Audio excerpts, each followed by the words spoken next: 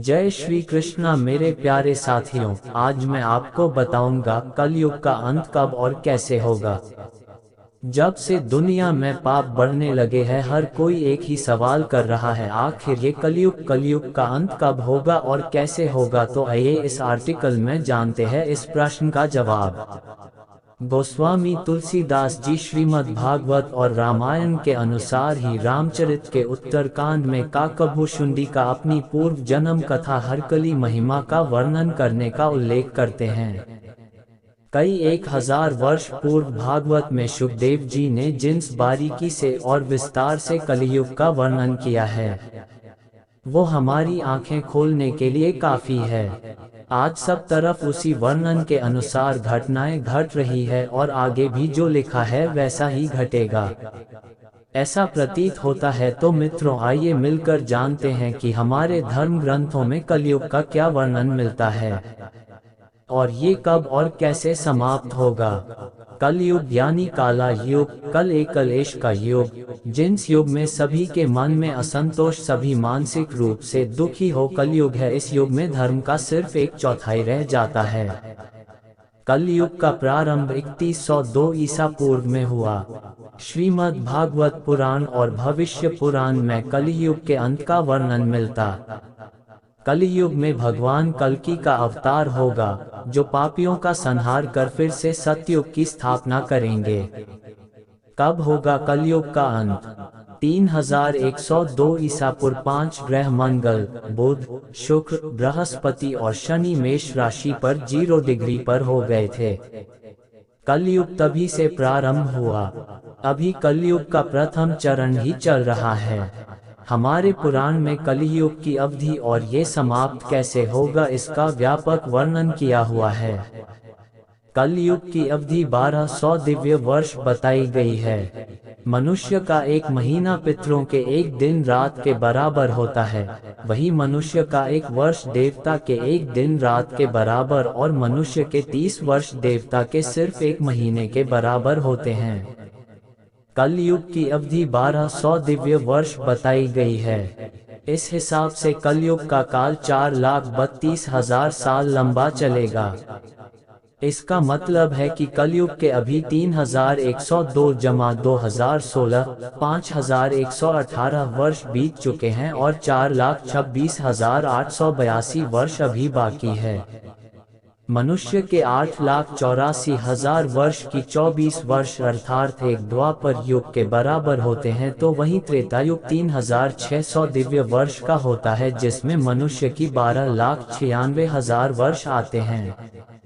कलयुग बाकी सभी युगों से छोटा युग है। यहाँ एक द्वापर युग में 2,400 दिव्य वर्ष या फिर 8,64,000 मनुष्य के वर्ष आते हैं। वहीं एक त्रेता युग में 3,600 दिव्य वर्ष या फिर 12,96,000 मनुष्य वर्ष आते हैं।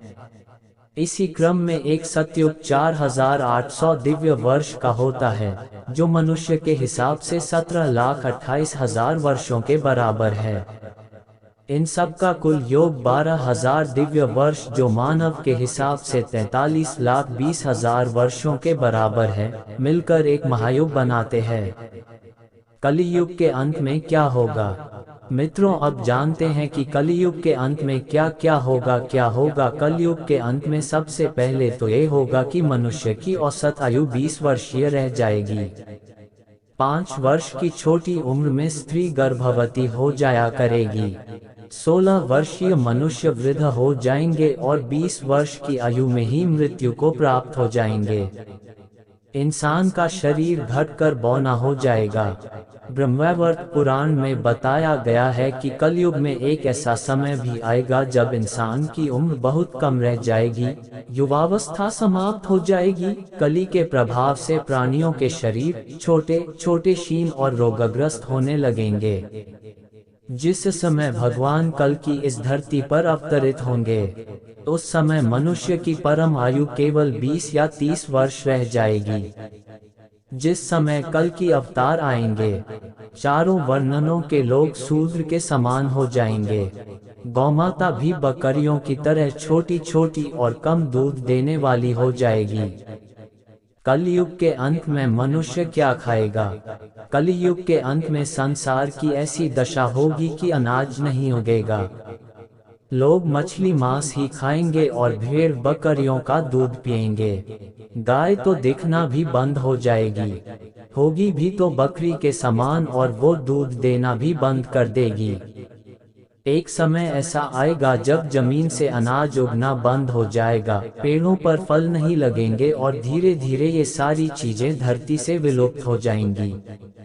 कलयुग के अंत में कैसा होगा मनुष्य का स्वभाव?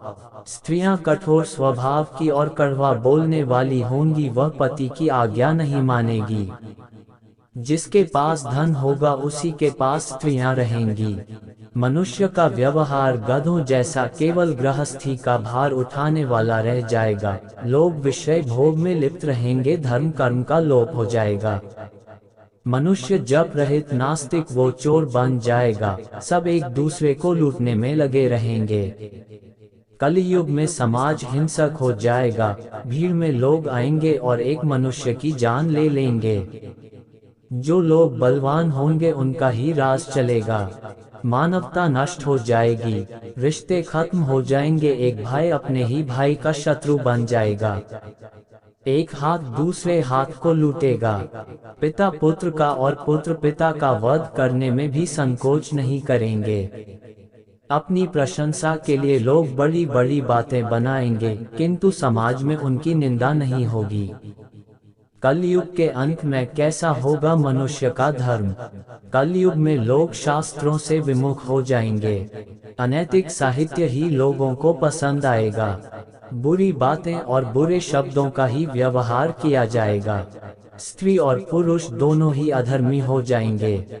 स्त्रियां पतिव्रता धर्म का पालन करना बंद कर देंगी और पुरुष भी ऐसा ही करेंगे। स्त्री और पुरुषों से संबंधित सभी वैदिक नियम विलुप्त हो जाएंगे। श्रीमद् भागवत के 12 खंड में कलयुग के धर्म के अंतर्गत श्री सुखदेव जी परीक्षित जी से कहते हैं, जो घोर कलयुग आता जाएगा त्यों त्यों धर्म, सत्य, पवित्रता, क्षमा, दया, आयु, बल और स्मरण शक्ति का लोप होता जाएगा। महाप्रलय बहुत काल तक सूखा रहने के बाद कलयुग के अंतिम समय में बहुत मोटी मूसलाधार बारिश होगी, जिससे चारों ओर पानी ही पानी हो जाएगा। समस्त पृथ्वी पर जल ही जल होगा। इसके बाद 1712 सूर्य उदय होंगे और उनके तेज से ये पृथ्वी सूख जाएगी। कलयुग के अंत में भयंकर तूफान और भूकंप आएंगे। लोग मकानों में नहीं रह पाएंगे। लोगों को गड्ढे खोद कर रहना पड़ेगा। धरती की सतह का 3 हाथ हिस्सा अर्थात लगभग 4.5 फुट नीचे तक धरती का उपजाऊ अंश नष्ट हो जाएगा।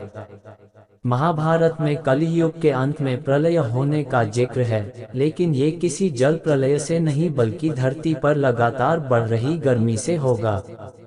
महाभारत के वन पर्व में उल्लेख मिलता है कि कलयुग के अंत में सूर्य का तेज इतना बढ़ जाएगा कि 7 समुद्र और नदियां सूख जाएंगी। संपर्क नाम की अग्नि धरती को पाताल तक जला देगी, सब कुछ भस्म में हो जाएगा। इसके बाद फिर 12 वर्षों तक लगातार बारिश होगी, जिससे सारी धरती जलमग्न हो जाएगी। हेलो दोस्तों, यदि आप चाहते हो कि रोजाना ऐसी वीडियो आप तक पहुंचे, तो चैनल को सब्सक्राइब करके बगल में दी गई घंटी को दबा लें। धन्यवाद।